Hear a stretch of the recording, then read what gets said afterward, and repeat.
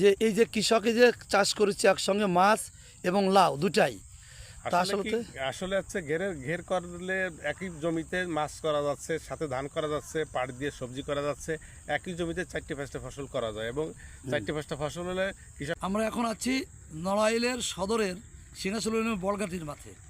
এই মাঠে আসলে আমরা ঘুরে ঘুরে দেখলাম প্রচুর ঘের এবং সবজি, ঘের পরে সবজি চাষ, টমেটো, লাউ, এই যে কলা গাছ দেখেন, এই যে কলা গাছটা দেখেন কত সুন্দর কলা হয়ে আছে। আসলে প্রতিটা মাঠেই যদি এরকম লাউ বা টমেটো, কলা, বিভিন্ন সবজি, সিম টিম হতো, বেগুন, তাহলে দেশে সবজিতে বিপ্লব হতো, সবজির দাম হতো না। আর এই যে সবজিতে বিপ্লব হয়ে গেছে অটোমেটিক, মাছে বিপ্লব ঘটছে দেশে, কিন্তু কৃষক এই মূল্যটা ঠিক মতন পাচ্ছে না। যোগাযোগ ব্যবস্থা ভালো, এই পাইকাররা সিন্ডিকেটের জন্যই এই মূল্যটা বিক্রি হচ্ছে। তা আসলে কর্তৃপক্ষের দিকে দৃষ্টি দেওয়া উচিত, কৃষক বাঁচে দেশ বাজে, বাংলাদেশ বাঁচবে। ধন্যবাদ। এইবার হয়েছে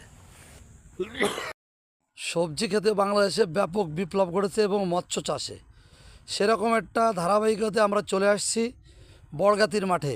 দেখেন একটা ঘের, সেই ঘেরের দুপাড়ে প্রচুর লাউ গাছ এবং ঘেরে মাছও আছে, সবজিও হবে, মাছও হবে। এবং লাউ গাছটা আমরা অনেকেই দেখেছি, কিন্তু এত লাউ গাছ, এত সুন্দর লাউ, টমেটো সাথে আছে দেখেন, যা কল্পনা করা যায় না। 2 একর একটা ঘের এবং কৃষক খুবই লাভবান হবে এই লাউ গাছ এবং ঘেরের মাছে। এই দেখেন প্রতিটা লাউ গাছে লাউয়ে ফুল চলে আসছে, খুব দ্রুত এটা ফলন হবে। তা আমরা লাউয়ের ঘের পাশে দাঁড়িয়ে আছে আমাদের প্রিয় জাবের মোল্লা। আপনি একটু বলেন তো যে এই যে কৃষকে যে চাষ করেছে একসঙ্গে মাছ এবং লাউ দুটাই, তা আসলে হচ্ছে ঘের করলে একই জমিতে মাছ করা যাচ্ছে, সাথে ধান করা যাচ্ছে, পাট দিয়ে সবজি করা যাচ্ছে, একই জমিতে 4-5টা ফসল করা যায় এবং 4-5টা ফসল হলে কৃষক অবশ্যই তাতে লাভবান হয়। আর এবার সবচেয়ে বড় কথা, সবজির দাম ভালো আছে, কৃষক খুব টাকা পাচ্ছে আর কি, তাই না? আর এই যে মাঠটা, আগে তো এরকম ঘের বা সবজি ছিল না, ইদানিং ঘের এবং সবজি দ্বারা বিপ্লব ঘটেছে। এতে করে আসলে পাবলিকও কম দামে সবজি এবং মাছ খেতে পারতেছে। তাই এই যে ধানের যে ঘাটতি হবে বলে মনে করতেছেন, তা আসলে কি ধানের ঘাটতি হবে? আসলে ধানের ঘাটতি হবে না, কারণ ঘেরের ভিতরে যেভাবে ধানের ফলনটা হয়, সাধারণ জমিতে ওই ধরনের ফলনটা হয় না।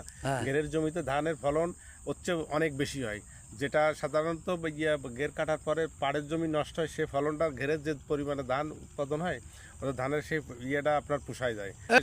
তারপরে পাড়ের পরে বিভিন্ন সময় সিজনাল সবজি হয়, সবজি বিক্রি করে অনেক টাকা পাওয়া যায়। হ্যাঁ, তাই তো। আর এই মাছ আছে কেমন এই ঘেরে মাছ আছে, সাদা মাছ আছে, চিংড়ি মাছ আছে, অনেক রকমের মাছ আছে। আর এই ধানটা হবে তাই তো? পরপরই মাছের পরে এখন ধান লাগাবে, এরপরে ধান লাগানোর পরে আবার ফিরে আবার মাছে চলে আসবে। আচ্ছা, তাহলে এই সাইড দিয়ে বড় করে গর্ত করা আছে আর ভিতরে কি তাহলে জমি রয়ে গেছে তাই তো? জমি আছে। আমরা তো জানতাম না, এটা জানার জন্য আপনাকে ধন্যবাদ।